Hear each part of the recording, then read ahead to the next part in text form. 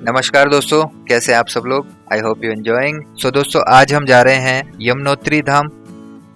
भारतीय धर्म ग्रंथों के अनुसार यमुनोत्री, गंगोत्री, केदारनाथ और बद्रीनाथ हिंदुओं के सबसे पवित्र स्थान हैं। ये भी कहा जाता है कि ये वही स्थल है जहाँ पृथ्वी और स्वर्ग एकाकार होते हैं। तीर्थयात्री इस यात्रा के दौरान सबसे पहले यमुनोत्री में यमुना मैया और गंगोत्री में गंगा मैया का दर्शन करते हैं। ये मंदिर 4 धाम यात्रा का पहला धाम अर्थात यात्रा की शुरुआत इसी स्थान से होती है और ये 4 धाम यात्रा का पहला पड़ाव है। और इस यात्रा में हम देखेंगे यमुनोत्री धाम तक के रास्ते में खूबसूरत वादियां, रास्ता कैसा है, पेट्रोल पंप कहाँ है, कहाँ रुकना चाहिए और बस का क्या टाइमिंग है। तो यात्रा का पूरा आनंद लेने के लिए वीडियो को अंत तक देखिए और कमेंट बॉक्स में जय यमुना मैया जरूर लिखिएगा। तो चलिए चलते हैं हरिद्वार से यमुनोत्री धाम। यहाँ पहुँचने के लिए हरिद्वार या ऋषिकेश या देहरादून से बस या टैक्सी मिल जाती है, बट ऋषिकेश चारों धामों की यात्रा के लिए सबसे सही माना जाता है क्योंकि यहाँ ट्रांसपोर्ट बस या टैक्सी आसानी से उपलब्ध हो जाती है। बस का किराया लगभग 500 से 700 के आसपास पड़ता है। हरिद्वार और ऋषिकेश से GMOU की बस का टाइमिंग है सुबह 6 बजे से 7 बजे के आसपास और 9 से 10 बजे तक धरासू बैंड के लिए भी बसें जाती हैं। वहाँ से दूसरी बस या टैक्सी कर सकते हैं, लेकिन कोशिश करें सुबह जल्दी की बस मिल जाए ताकि बड़कोट के लिए आप डायरेक्ट पहुँच सके। यमुनोत्री धाम के लिए आपको बड़कोट तक जाना होगा और वहाँ से आगे सवारी गाड़ी या दूसरी बस से जानकी चट्टी पहुँचा जा सकता है। अगर निजी वाहन से जाते हैं तो यमुनोत्री जाने के लिए भी 2 रूट हैं, एक हरिद्वार ऋषिकेश होते हुए और दूसरा देहरादून मसूरी होते हुए, जो आप स्क्रीन पे देख सकते हैं। दोस्तों, हरिद्वार से यमुनोत्री लगभग 240 किलोमीटर पड़ता है और देहरादून से 186 किलोमीटर पड़ता है। यमुनोत्री या चारों धाम की यात्रा के लिए रजिस्ट्रेशन और ई पास की भी जरूरत पड़ सकती है।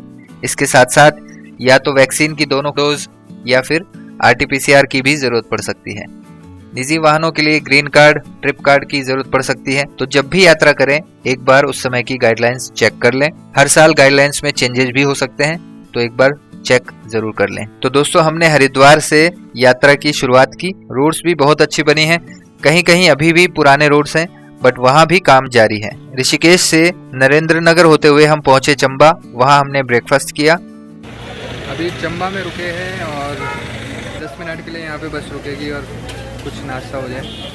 और पेट्रोल पंप की बात करें तो पेट्रोल पंप आपको नरेंद्र नगर और चंबा में इजीली मिल जाएगा।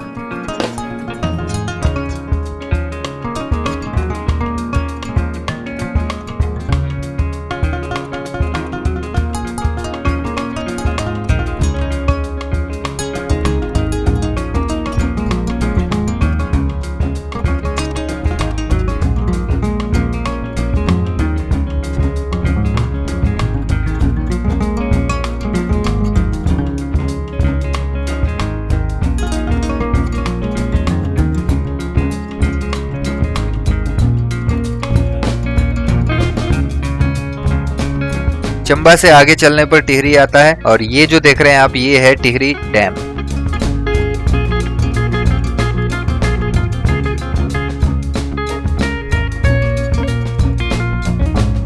और इसके बाद फिर आता है धरासू बैंड। यहाँ तक का रास्ता गंगोत्री धाम के लिए भी सेम है।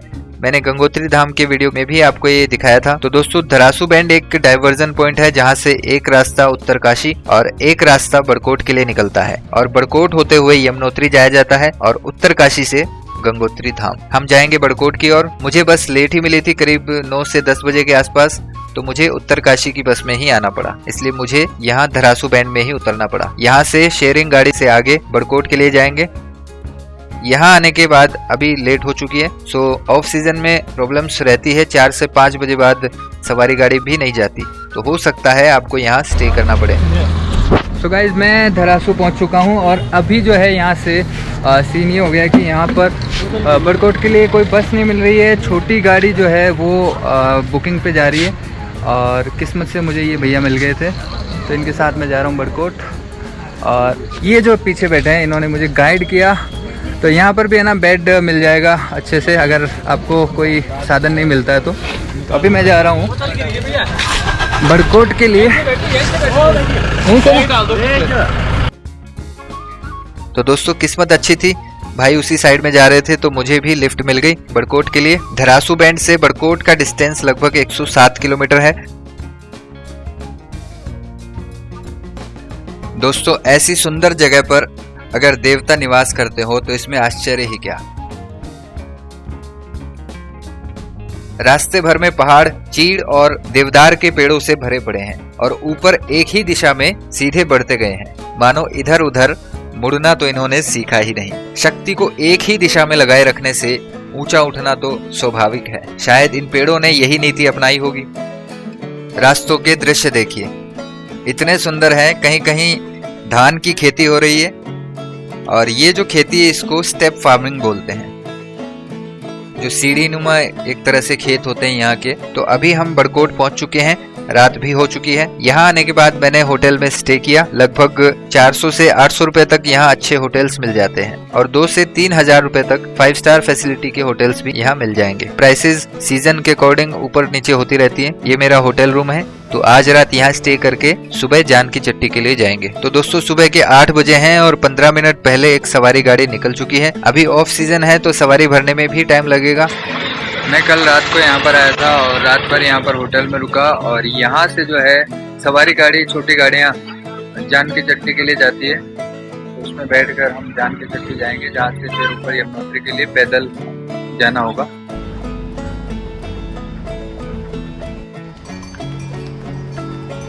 और 9:30 बजे बस भी आएगी, तो अब बस से ही जाएंगे जानकी चट्टी।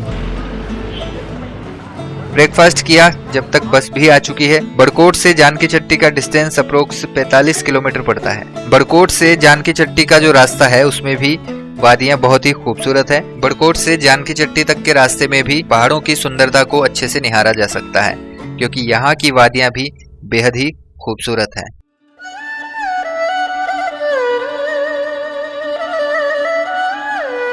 और ये देखिए, ये पहाड़ों के बीच से यमुना नदी बह रही है। पहाड़ों के रास्ते में पुल पे चलते वक्त नदी को करीब से देखा जा सकता है। और ये रास्ते इतने संकरे हैं कि छोटी सी लापरवाही जानलेवा साबित हो सकती है। दोस्तों ये पहाड़ी रास्ते हैं, इसमें कोई आश्चर्य की बात नहीं। ये रास्ते बनते और टूटते रहते हैं, क्योंकि प्रकृति पर किसी का बस नहीं चलता।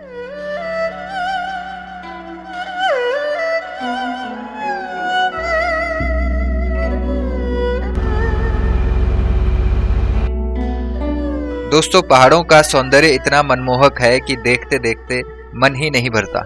वैसे सौंदर्य तो आत्मा की प्यास है और ये कृत्रिमता के कीचड़ में मिलना कहाँ संभव है। यहाँ इस सारे ही रास्ते में सौंदर्य बिखरा पड़ा है। आखिर हम तो हिमालय के हृदय में यात्रा कर रहे हैं और हिमालय को सौंदर्य का सागर कहते हैं।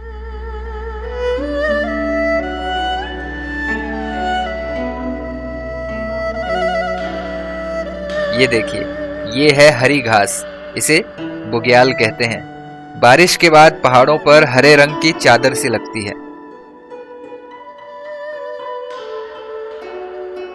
तो करीब 2 घंटे के सफर के बाद जानकी चट्टी पहुंच गए हैं। अब यहाँ से यमुनोत्री का डिस्टेंस है 6 किलोमीटर, जहाँ पैदल चढ़ाई करके जाना होगा। तो गाइस यमुनोत्री के लिए चढ़ाई शुरू कर दी है और अभी यहाँ मैं अकेला ही हूँ, कोई भीड़ नहीं है।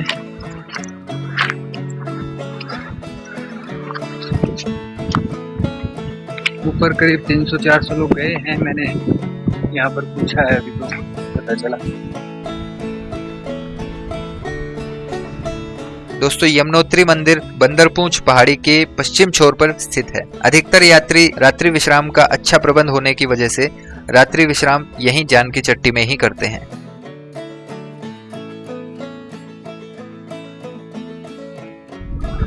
ये देखिए यमुनोत्री 5 किलोमीटर। कुछ लोग इसे माता सीता के नाम से जानकी चट्टी मानते हैं, लेकिन ऐसा नहीं है। 1946 में एक धार्मिक महिला जानकी देवी ने बीफ गांव में यमुना के दाएं तट पर विशाल धर्मशाला बनवाई थी और फिर उनकी याद में बीफ गांव जानकी चट्टी के नाम से प्रसिद्ध हो गया। रुक रुक की यात्रा करें और प्रकृति की सुंदरता का आनंद लें। तो ये रुकने के लिए अगर आप थक जाते हैं तो यहाँ बैठ सकते हैं। आप जैसे जैसे ऊपर चढ़ते जाएंगे साथ साथ में यमुना नदी का नज़ारा भी देख सकते हैं। यहाँ GMVN यात्री विश्राम गृह, निजी विश्राम गृह और धर्मशालाएं भी उपलब्ध हैं। मंदिर का निर्माण टिहरी गढ़वाल के महाराजा प्रताप शाह ने सन 1919 में करवाया था और मंदिर का पुनर्निर्माण जयपुर की महारानी गुलेरिया के द्वारा 19वीं सदी में करवाया गया था। आप पीछे देख सकते हैं यमुना नदी का पानी तेज निरंतर बह रहा है और अभी मैं जो हूँ चढ़ाई कर रहा हूँ यमुनोत्री के लिए, और ये देख सकते हैं आप पीछे यमुना नदी, और ये जो रास्ता है ये यमुनोत्री के लिए ऊपर जाता है। करीब जानकी चट्टी से 5 किलोमीटर की चढ़ाई है ये। तो आज जो है भीड़ बहुत ही कम है क्योंकि अभी सीजन चल नहीं रहा है और कुछ लोग आगे जा चुके हैं। और ये जो खच्चर से भी जा सकते हैं आप चाहें तो। भैया खच्चर का क्या चार्ज है ऊपर? खच्चर का क्या चार्ज है ऊपर जाने का? 800 रुपये जाने का, और दोनों का आना जाना दोनों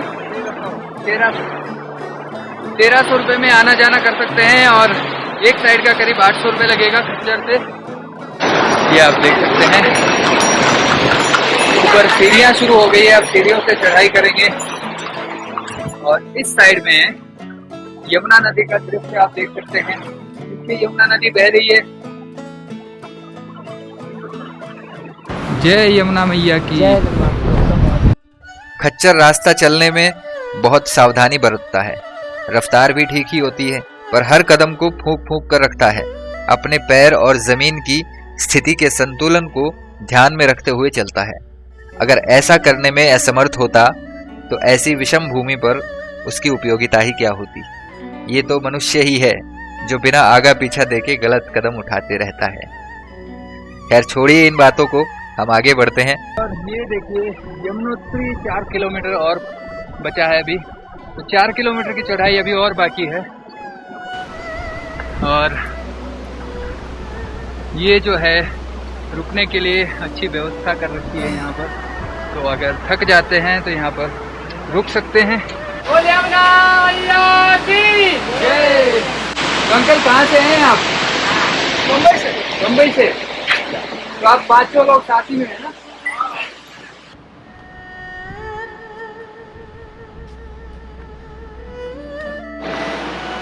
सो गाइस मेरे साथ मोहन है और जानकी चट्टी से ऊपर यमुनोत्री के लिए चढ़ाई कर रहे हैं, और ये जो है 4 धाम यात्रा करके आ चुके हैं। ट्रैकिंग करते हुए अच्छा लग रहा है।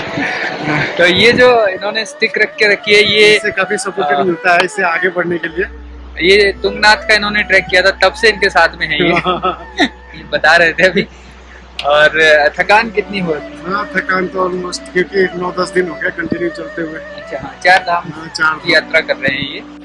और जब से हमने चढ़ाई शुरू करी है तब से यमुना नदी का दृश्य निरंतर हम देखते जा रहे हैं। नदी हमारे पास ही से साइड से बह रही है।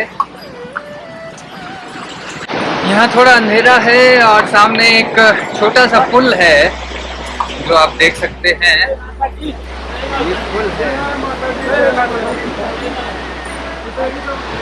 पालकी वाले भैया देख सकते हैं आप, क्या चार्ज है भैया? 5,000 आने और जाने दोनों। तो पालकी का जो चार्ज है वो 5,000 रुपये है, आने और जाने दोनों साइड का। और साथ ही हम कर रहे हैं रेस्ट यहाँ पर क्योंकि थोड़ी थकान हो गई है। यमुना नदी का जो शीतल जल है और पहाड़ों की जो वादियाँ हैं, इससे जो एनवायरनमेंट है एकदम से कूल वाला हो गया। मैं हूँ जयपुर से, राजस्थान से, और ये जो है अभी पुल पे चल रहे हैं हम।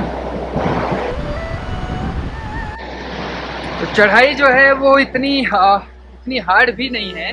और ये देखिए ये जो है पहाड़ गिरा हुआ है, ये जो चट्टानें देख रहे हैं ये ऊपर पहाड़ गिरा हुआ है। एनीवेज रास्ते पर कोई भी दिक्कत नहीं हुई है, रास्ता एकदम से क्लियर है और चढ़ाई हम चढ़ ही रहे हैं। कहीं कहीं थोड़ी डिफिकल्ट है और कहीं कहीं प्लेन रास्ते भी देखने को मिल जाते हैं। जय यमुना मैया की। जय यमुना मैया। दर्शन हो गए? एकदम मस्त, और आप लोग बहुत मतलब खुशनसीब है, भीड़ नहीं कुछ नहीं। ये अंकल ऊपर दर्शन करके आ गए हैं और क्या नाम है अंकल आपका? मेरा नाम महेश कपूर है, मैं हूँ जलगांव महाराष्ट्र से। और दर्शन इनको हो गया है। यमुना मैया की जय हो। ठीक है, आप भी इनके साथी हो? नहीं अलग से हो। तो ये जो भैया है, और दर्शन हो गए? हाँ दर्शन हो गए। अच्छा, कैसा लग रहा है? बहुत बढ़िया। अच्छा, ऊपर जो सूर्य कुंड उसमें स्नान किया? नहीं अभी तो कोरोना के लिए बंद कर रखा है। नहीं है। हाँ। और अभी कहाँ पे रुके हैं आप? हम इधर ही जानकी चट्टी में, वो जैसे पैदल चढ़ाई शुरू हो रहा है उधर उधर पास ही होटल में रुका है। और कहाँ से आए हैं? कलकत्ता से। कलकत्ता से। और तो बहुत भैया चढ़ाई में तकलीफ भी हुआ, मम्मी तो बहुत एजिड है तो बहुत प्रॉब्लम हुआ। इनको सैल्यूट करते हैं, इन्होंने पैदल बिना घोड़े के, है ना, और बिना पालकी के ऊपर की चढ़ाई चढ़ी है। और साथ ही मैं नाम पूछना भूल गया, आपका क्या नाम है? अनिर्बान मुखर्जी। अनिर्बान मुखर्जी। और आपका? सौरबानी मुखर्जी। सौरबानी मुखर्जी। और आपका? अरुणा मुखर्जी। अर्णव मुखर्जी। अच्छा, मुझे समझ में नहीं आया, बट आपने सुन लिया होगा। तो best of luck. Okay, thank you. एक पौराणिक कथा के अनुसार यहाँ असित मुनि का निवास था। यमुनोत्री मंदिर परिसर 3235 मीटर की ऊंचाई पर स्थित है। यमुनोत्री का वास्तविक स्रोत जमी हुई बर्फ की एक झील और हिमनद है, जिसे चंपासर ग्लेशियर कहते हैं, जो समुद्र तल से 4421 मीटर की ऊंचाई पर कालिंद पर्वत पर स्थित है।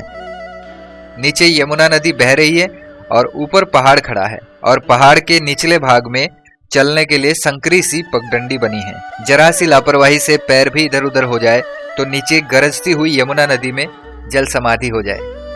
दूसरी ओर बड़ा सा पहाड़ 1 इंच भी अपनी जगह से हटने को तैयार नहीं।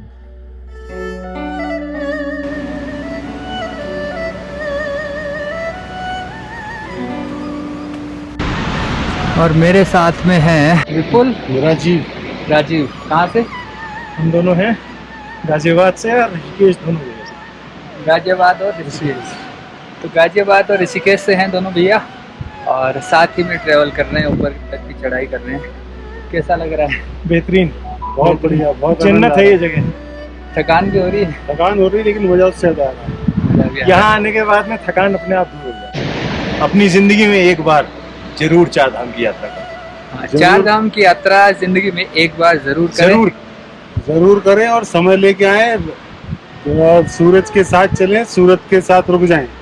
तो यहाँ से 1.5 किलोमीटर और है ऊपर की चढ़ाई, चढ़ के हमको जानी है। ये बोर्ड देख सकते हैं, 1.5 किलोमीटर यमुनोत्री लिखा हुआ है यहाँ। जय माता दी, जय यमुना मैया की। दर्शन होगी? और बहुत अच्छा है। 3 धाम है अभी। मैं पब्लिक ट्रांसपोर्ट से आया हूँ, बस से, बरकोट से। तो यहाँ से आप अपने खुद के साधन से हो गए? हाँ, बंदा है हरिद्वार से बंदा है। पर डे 3500 ऐसा, 9 दिन का वो पैसे लेते हैं। बस है या जैसे? नहीं, वो बोलेरो। 3500 रुपए 9 दिन का, पर डे का 3500 रुपए, और पर पर्सन का है। तो 9 दिन का टूर रहता है 4 धाम का। तो इसमें आए हैं। आपका क्या नाम है? दीपक जी हैं। और आपका? राजीव। और ये राजीव जी हैं। तो कहाँ से हैं आप? हम गुजरात सोमनाथ से आए। गुजरात सोमनाथ से आए हैं। अहमदाबाद से। ये अहमदाबाद से हैं। तो अच्छा लगा ऊपर? बहुत। और ऊपर ही आपने स्टे किया है? हाँ। और कल जाएंगे गंगोत्री के लिए। ठीक है, तो हो सकता है कल भी हम वहाँ मिल जाएंगे। हाँ। लगभग 4 किलोमीटर चल चुके हैं और 1 किलोमीटर और बाकी है अभी। और सामने अभी भी बर्फ से ढकी चोटी दिखाई दे रही है, और बर्फ पिघलकर कई सारे झरनों में तब्दील हो रही है। दूर से ये झरने ऐसे लगते हैं मानो पहाड़ों से दूध सागर की छोटी छोटी धाराएं निकल रही हो। नीचे नदी का प्रवाह इतना तेज है कि शायद जलधारा के बीच में पड़े शिलाखंड जल को गरजने पर विवश कर रहे हैं।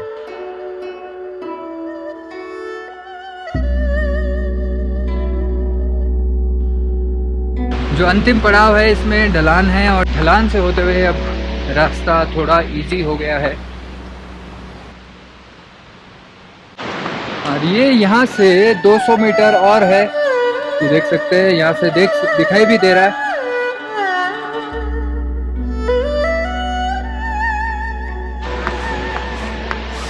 अब जस्ट पहुंचने ही वाले हैं, प्रवेश द्वार आ गया है।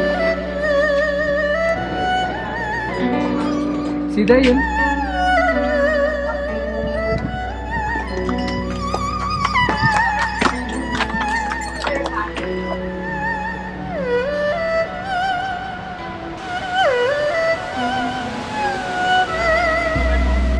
महाभारत के अनुसार जब पांडव उत्तराखंड की तीर्थ यात्रा में आए तो वे पहले यमुनोत्री और फिर गंगोत्री, फिर केदारनाथ और बद्रीनाथ जी की ओर बढ़े थे। तभी से उत्तराखंड में 4 धाम की यात्रा की जाती है।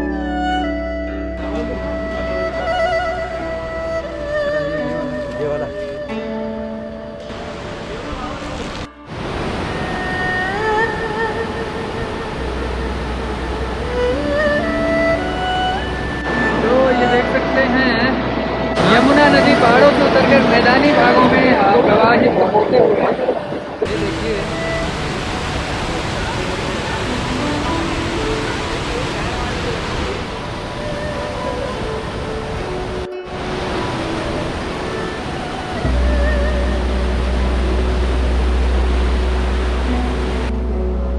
मंदिर का रास्ता यही है ना ऊपर। यमुना नदी सूर्य देव की पुत्री है और मृत्यु के देवता यम की बहन है। कहते हैं कि भैया दूज के दिन जो भी व्यक्ति यमुना में स्नान करता है उसे यम त्रास से मुक्ति मिल जाती है। इस मंदिर में यम की पूजा का भी विधान है। तो गाइज मेरे साथ में अंकल हैं जिनका नाम है आर.एस. गायकवाड़। ये महाराष्ट्र से है। कल्लन, अच्छा कल्लन से हैं और यमुनोत्री धाम की यात्रा करने आए हैं। दर्शन हो चुके आपको? हो गए, अच्छे तो हो गए एकदम। और कैसा लगा? अच्छा लगा, बहुत अच्छा। तो दर्शन हो गए हैं इनको, कोई दिक्कत नहीं हुई। और आप कल गंगोत्री जाएंगे क्या? नहीं, गंगोत्री जाके आए, अभी ये लास्ट टाइम। बड़ा 4 धाम की यात्रा कर रहे हैं और आप देख सकते हैं बहुत ही खुश नजर आ रहे हैं।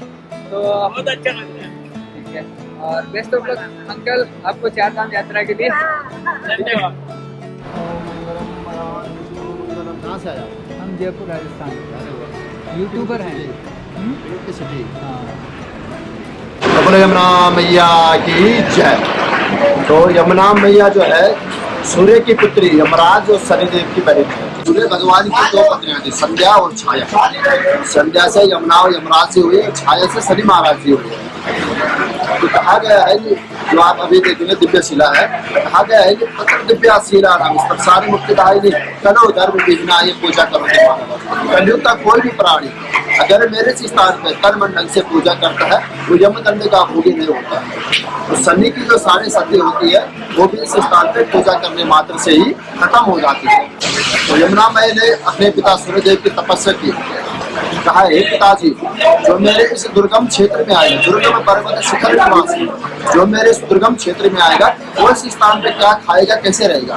तो सूर्य भगवान ने 1 किरण का तपोबल दिया, जिसके कारण पूरा जो यहाँ पे जो है गर्म धारा है, सूर्य कुंड इसी नाम से सूर्य कुंड पड़ा है।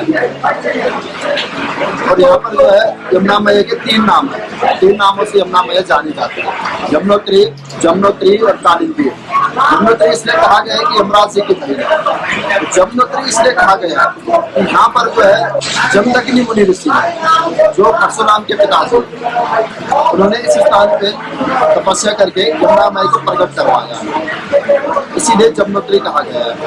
और कालिंदी इसलिए कहते हैं कि पूरा कालिंदी गिरी मस्तक है, ये पूरा क्या है कालिंदी पर्वत है, ये पूरा कालिंदी पर्वत है, इसलिए कालिंदी कहा गया है। ये 3 नाम से जाना जाती है यमुना मैया।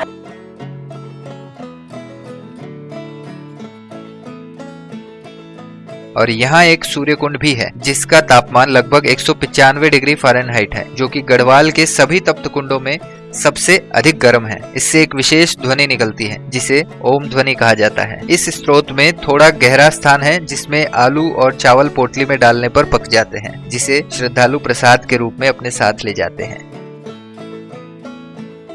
सूर्य कुंड के निकट दिव्य शिला है जहाँ गर्म जल नाली की ढलान से होकर नीचे गौरी कुंड में जाता है। इस कुंड का निर्माण जमुना बाई ने करवाया था। इसे काफी लंबा चौड़ा बनाया गया ताकि सूर्य कुंड का तप्त जल इसमें प्रसार पाकर कुछ ठंडा हो जाए और यात्री अच्छे से स्नान कर सके। तो ये जो आप देख रहे हैं ये है सूर्य कुंड जहाँ पर स्नान करते हैं। अभी यहाँ पर स्नान करना मना है और यहाँ पर जो है उनको एक तरह से खाली कर दिया गया है क्योंकि कोविड-19 की वजह से यहाँ पर मना कर दिया गया है।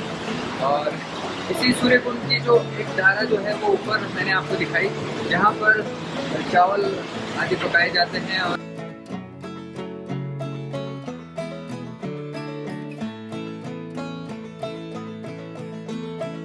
मंदिर के मुख्य गर्भगृह में मां यमुना के काले संगमरमर की मूर्ति विराजित है। इस मंदिर में यमुनोत्री जी की पूजा पूरे विधि विधान के साथ की जाती है। दोस्तों, यमुनोत्री धाम में पिंडदान का भी विशेष महत्व है। श्रद्धालु इस मंदिर के परिसर में अपने पितरों का पिंडदान करते हैं। यमुनोत्री में 4 मील ऊपर एक दुर्गम पहाड़ी पर सप्तऋषि कुंड की स्थिति बताई जाती है और माना जाता है कि इस कुंड के किनारे सप्त ऋषियों ने तप किया था। दुर्गम होने के कारण साधारण व्यक्ति यहाँ नहीं पहुँच सकता है। हालांकि यहाँ पर कुछ ट्रैकर्स जाते हैं, बट साधारण व्यक्ति के लिए ये जगह बिल्कुल ही असाधारण है। मंदिर के कपाट अक्षय तृतीया के पावन पर्व पर खुलते हैं और सर्दी में भाई दूज के दिन यमुनोत्री धाम के कपाट आम जनता के लिए बंद कर दिए जाते हैं। मां यमुना जी की डोली बहुत ही धूमधाम से और अनुष्ठानों के साथ खरसाली गांव लाई जाती है, जहां शनिदेव का मंदिर है। खरसाली से अपनी बहन यमुना को लेने के लिए शनिदेव की डोली यमुनोत्री के लिए रवाना होती है और फिर इसके बाद शनिदेव की अगुवाई में पारंपरिक वाद्य यंत्रों के साथ यमुना की डोली शीतकालीन प्रवास खरसाली के लिए रवाना की जाती है। सर्दियों के दौरान मां यमुना की खरसाली में ही पूजा अर्चना की जाती है। तो दोस्तों, गर्भगृह में फोटोग्राफी अलाउड नहीं है, सो दर्शन आपको स्वयं आके करना होगा। आप ये बाहर से व्यू देख सकते हैं। अंदर की साइड में माता यमुना का मंदिर है और अब चलते हैं वापस। सो अभी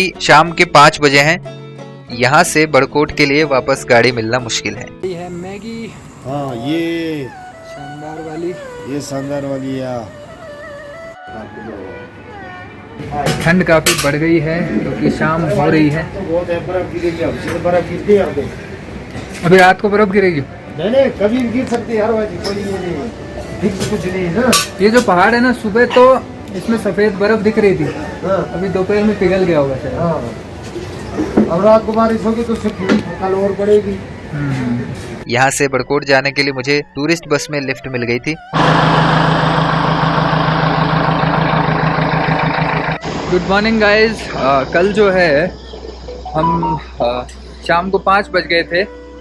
करीब 5 बजे बाद जान की चट्टी में सवारी गाड़ी भी नहीं मिलती और लास्ट बस जो है वो 2 बजे की थी, तो वो निकल गई थी मेरी। तो मुझे मैंने अंकल से रिक्वेस्ट किया, तो साउथ साइड से 3 टूरिस्ट बसेस है जिसमें ग्रुप है जो साउथ से 4 धाम की यात्रा करने के लिए आया है। और मैंने अंकल से यहाँ पे रिक्वेस्ट की तो उन्होंने very humble, they are very humble and उन्होंने मुझे बड़कोट तक के लिए और लिफ्ट दिया, क्योंकि मेरा जो है बड़कोट में मैंने रूम लेके रखा था, मेरा कुछ लगेज वहाँ पर था और इस वजह से मुझे वापस बड़कोट जाना ही था। तो मैं इनके साथ में बड़कोट के लिए रवाना हो गए हम लोग।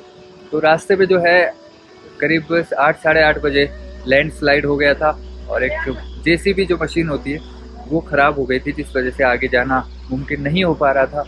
तो हमको वापस बैक साइड में आना पड़ा और बैक साइड में आने के बाद हमको यहाँ पर रास्ते में पाली घाट एक जगह है जहाँ पर एक बड़ी होटल है और पूरी व्यवस्था है रुकने के लिए, रहने के लिए और खाने की, ब्रेकफास्ट की।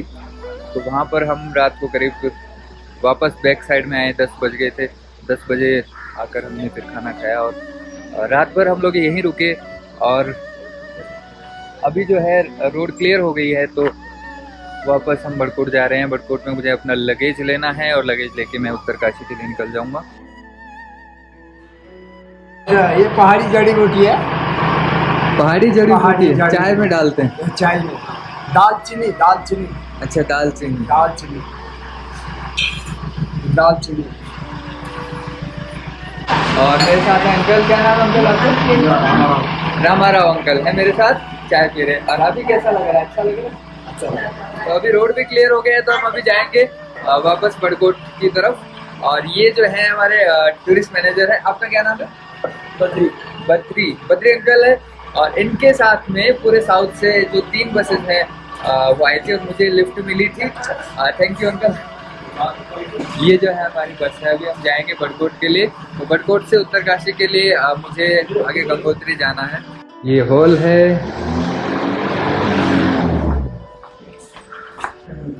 और ये जो है रूम्स है, रूम वो अटैच लेट बात है। और फिर एक रूम ये भी है, एक रूम ये है, लेट बात भी अटैच है। Good morning. Good morning. Gopal Singh Rana, Uttarkashi district और यमुनोत्री धाम से बिलोंग करता हूँ। और यहाँ यात्रा पर्पस मतलब यहाँ से लोग आते रहते हैं और हमारा यहाँ पे होटल है। तो यहाँ पर मैं आपको होटल के व्यूज मैंने आपको दिखा दिए। तो जब भी आपको आप बीच में फंस जाए या बीच में रास्ते में जब भी आपको रुकना हो तो आप होटल में रुक सकते हैं। और ये होटल का एड्रेस है पाली घाट। तो पाली घाट के जानकी चट्टी से बड़कोट के रास्ते के बीच में पाली घाट में होटल पड़ता है। तो यहाँ पर काफ़ी सारे लोगों की रुकने की व्यवस्था है। तो मैं आपको बता दूं, रात भर हम लोग करीब 60-70 लोग थे। तो 60-70 लोग इसी होटल में रुके थे। कुछ लोग हॉल में रुके थे, कुछ रूम्स में रुके थे। तो बहुत ही अच्छी सुविधा है। और actually specially uncle is very humble. मैं जो है यहाँ पे सोया था, इस जगह मुझे एक बंदे की थोड़ी कम पड़ गई थी तो मैं यहाँ सोया। किचन है ये। तो दोस्तों, पहाड़ों में क्या होता है कि लैंडस्लाइड होते रहते हैं, जिस वजह से रोड जो है वो क्लियर नहीं हो पाता जल्दी। तो बहुत बार ऐसा होता है कि हमें रास्ते में कहीं रुकना पड़ता है। और इसी तरीके की घटना जो है वो हमारी रात को कल हमारे साथ हुआ। तो आप जब भी पहाड़ों में चलते हैं अपने पर्सनल वाहन से, व्हीकल से, और अगर टूरिस्ट ट्रैवल बसेस से भी चलते हैं तो आप इस बात का खास ख्याल रखिएगा, क्योंकि लैंडस्लाइड होने के बाद में आगे जाना मुश्किल हो जाता है। तो आप सुबह समय पर निकलें, टाइम पर निकलें, और शाम को सूरज ढलने से पहले अपनी यात्रा जो है उसको रोक दें। आप कहीं भी किसी जगह पर रुक जाइए। अपना जो सामान है, लगेज है, वो हमेशा एक होटल से चेक आउट करके दूसरी होटल में या दूसरी जगह जब जाते हैं तो अपना लगेज जो है सारा का सारा साथ में लेकर जाए, ताकि आप बाद में जहाँ पर भी रुके हैं तो वहाँ पर आराम से रुक सके। मैंने जो है बड़कोट में रूम लिया था और मुझे लगा था कि मैं जानकी चट्टी से यमुनोत्री ऊपर दर्शन करके यमुना मैया के और वापस बड़कोट पहुँच जाऊँगा, बट ऐसा नहीं हो पाया। और अगर मैं होटल लेता जानकी चट्टी में तो डबल जो है रेंट लग जाता होटल का। तो इस वजह से मुझे टूरिस्ट बस जो है वो मिल गई थी, तो इसमें मैं बैठ के जा रहा था, बीच में स्लाइड हो गया। एंड देन आफ्टर हम लोग रात भर रुके यहाँ पर। रुकने के बाद अब सुबह हो चुकी है। सुबह का मौसम नज़ारा बहुत ही शानदार है। तो पहाड़ देख सकते हैं, मेरे चारों तरफ पहाड़ हैं और बहुत ही सुंदर जगह है।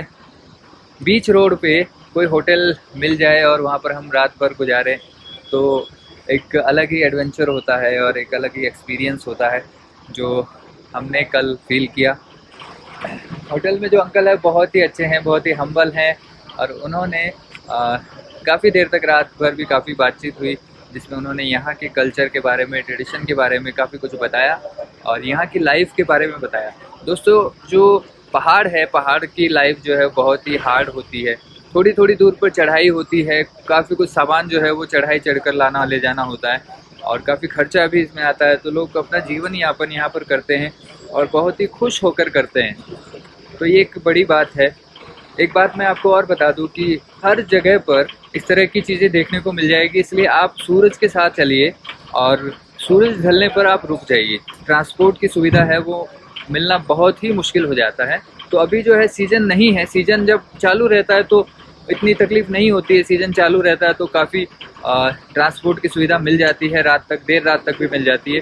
बट मैं आपको रिकमेंड करूँगा कि आप सूरज ढलने के बाद और अपना स्टे कर लीजिए होटल में या कहीं भी। सो दोस्तों, ये थी यमुनोत्री धाम की यात्रा। उत्तराखंड के चारों धामों की यात्रा के वीडियोस कंप्लीट हो चुके हैं। तो अगर आप बाकी के धाम के वीडियोस भी देखना चाहते हैं तो डिस्क्रिप्शन में मैंने लिंक डाल दिए हैं, वहां से आप गंगोत्री, केदारनाथ और बद्रीनाथ की वीडियोस भी देख सकते हैं। अब चाहूंगा इजाजत, फिर मिलेंगे ऐसी ही एक नई यात्रा के साथ। तब तक के लिए गुड बाय।